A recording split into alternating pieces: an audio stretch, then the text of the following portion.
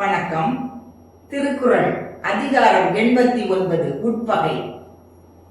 நிழல் நீரும் இன்னாத இன்னா தமர் நீரும் இன்னாவாம் இன்னா செய்யும். நிழலும் நீரும் இன்பம் தந்து பிறகு துன்பம் தருவது தீயதே ஆகும். அவ்வாறே உறவினரும் தீமை செய்தால் தீயவராகவே கருதப்படுவர்.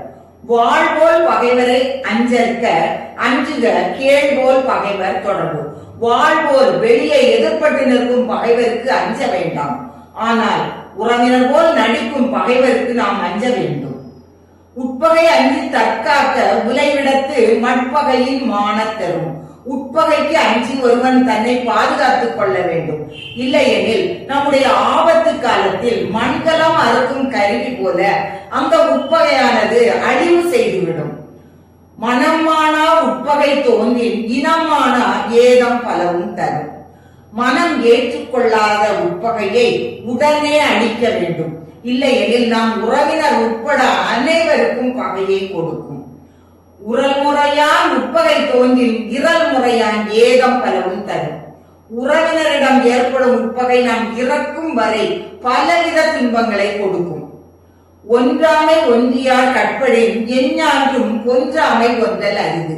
ஒன்றி இருந்தவர்களிடையே உட்பகை தோன்றி விடுமானால் அதனால் ஏற்படும் அழிவை தடுப்பது என்பது எந்த காலத்திலும் அரிதான செயலாகும். செப்பின் புணர்ச்சி போல் கூடினும் கூடாதே உட்பகை உற்ற குடி. செப்பு மூடியோடு சேர்ந்து இருப்பதை போல உட்பகை கொண்ட குடும்பமும் வெளியே சேர்ந்து இருந்தாலும் உள்ளத்துள் சேரவே மாட்டார். அறம் பொருத பொன் போல தேயும் உரம் பொருது உட்பகை உற்ற குடி. அறத்தினால் தேய்க்கப்படும் இரும்பு அதன் வடிவமும் வலிமையும் குறைந்து விடுவதை போல உட்பகை கொண்ட குடும்பமும் அதன் வலிமை குறைந்து தேய்ந்து விடும். எட்பகவன்ன சிறுமைத்தே ஆயினும் உட்பகை உள்ளதாம் கேடு. எல்லை போன்று மிக சிறியதாக இருந்தாலும் உட்பகை இருந்தால் அது மிகுந்த அழிவை செய்யும்.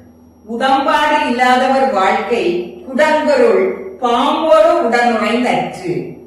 மனப்பொருத்தம் இல்லாதவரோடு சேர்ந்து வாழும் வாழ்க்கையானது ஒரு குடிசையுள் ஒரு பாம்போடு நாம் சேர்ந்து வாழ்வது போலாகும்.